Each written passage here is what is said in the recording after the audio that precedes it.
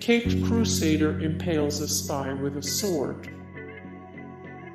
Then there was the time Batman fought his first spy. In Detective Comics 37, Batman hears screams coming from an abandoned house, which reveals one man torturing another. Turns out the man doing the torturing is Joey, who is beating a rival spy from another country, Turk, in hopes of obtaining information to prevent the destruction of an incoming ship. The Dark Knight inevitably resorts to using his fists to stop Turk, and when that proves fruitless, he impales the guy with a sword. Batman buries KGBeast alive. KGBeast is the Soviet Union's greatest assassin, and he comes to Gotham City to kill President Ronald Reagan. It was the 1980s. That obviously puts him at odds with Batman, who faces off against the Beast 3 times during 10 Nights of the Beast by Jim Starlin, Jim Aparo, and Mike DiCarlo. Although the Beast overpowers Batman at first, the Dark Knight is eventually able to gain the upper hand. But he faces a predicament. If Batman were to give KGBeast up to the authorities, they would be forced to surrender the villain to the Soviets, which would mean that he'd go free once back in his homeland. So instead, Batman lures the Beast into the Gotham City sewers and locks him in a room he cannot escape. It's strongly implied that Batman leaves the Beast to die of thirst and starvation, a la The Cask of Amontillado by Edgar Allan Poe, although this was later retconned in the storyline Batman Year 3. KGBeast also appears in Scott Snyder's all-star Batman run. Forget jail for this chemical syndicate. Batman broke his no-kill rule in his very first case. In Detective Comics 27, the death of a chemical manufacturer leads to a convoluted plot by the ruthless Alfred Stryker to gain full control of the Apex Chemical Corporation. Stryker's been killing off all of his partners, and it's up to the Batman, as he was then known, to stop him. When the Batman finally has his face-off with Stryker, he pushes the criminal into a tank full of acid, killing him and saying, "A fitting end for his kind." This story was later retconned to be the Joker's origin story, first in The Man Behind the Red Hood by Bill Finger, Lou Sayer Schwartz, and George Roussos, and later in The Killing Joke by Alan Moore and Brian Bolland. Most recently, this was used as the origin story for the Joker in Scott Snyder and Greg Capullo's Zero-Year arc. In this last instance, Batman actually tried to save the man who would become the Joker. The molten metal death of Abattoir. One of the most famous Batman stories from the 1990s is Nightfall. An incapacitated Bruce decides that Gotham still needs a Batman, especially now that Bane is consolidating power within the city's criminal underworld, so he appoints Jean-Paul Vallée, Azrael, an assassin for a religious order, to take over as the Dark Knight. This proves to be disastrous, as Azrael has a hard time fighting crime without unleashing his harsh, ultra-violent brand of justice on the city's criminals. Things reach a breaking point when Azrael leaves a serial killer named Abattoir to die in a vat of molten metal. After Bruce heals, he rushes back to Gotham to take down his insane replacement.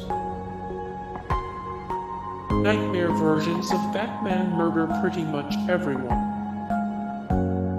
DC Big Batman-centric series event, Dark Knight's Metal imagines what would happen if the Dark Knight.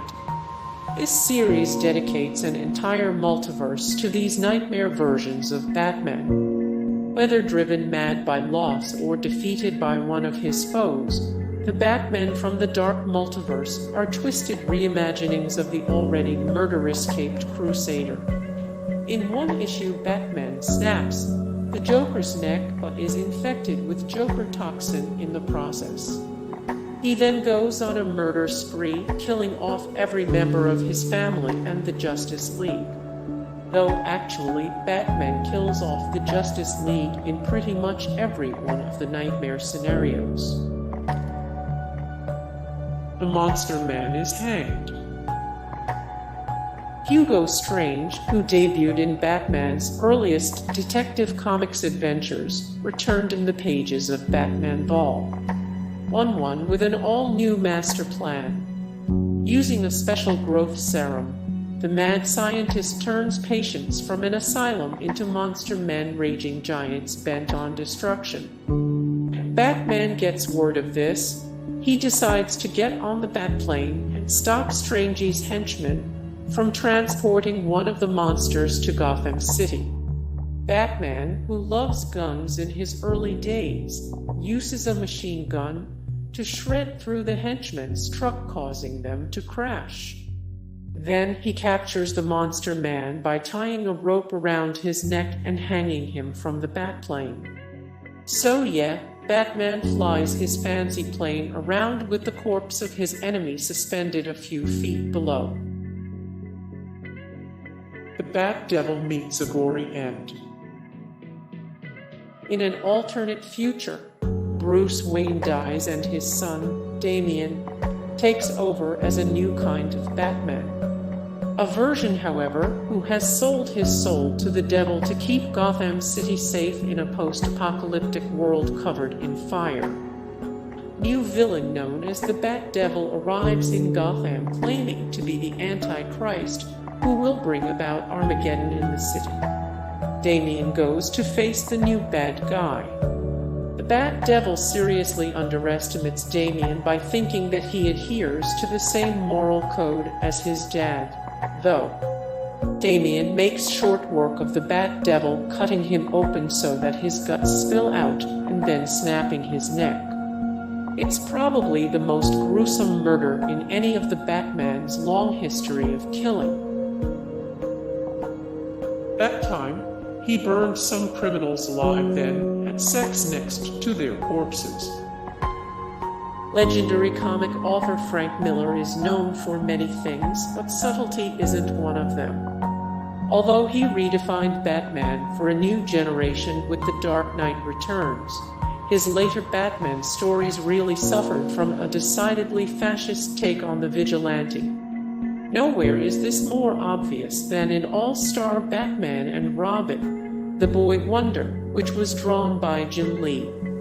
Aside from Batman verbally and physically abusing a young Dick Grayson throughout the story, he also burns a group of criminals alive at one point for trying to steal a shipment of bleach. Not kidding. Not only does he light them on fire with the same bleach they were trying to steal, Batman then proceeds to have sex with Black Canary a few feet away from where the men are burning to death. Hey guys, thank you so much for the support and likes and comments down below, and also thank you so much for watching, and I look forward to see you in the next video. Then take care, bye.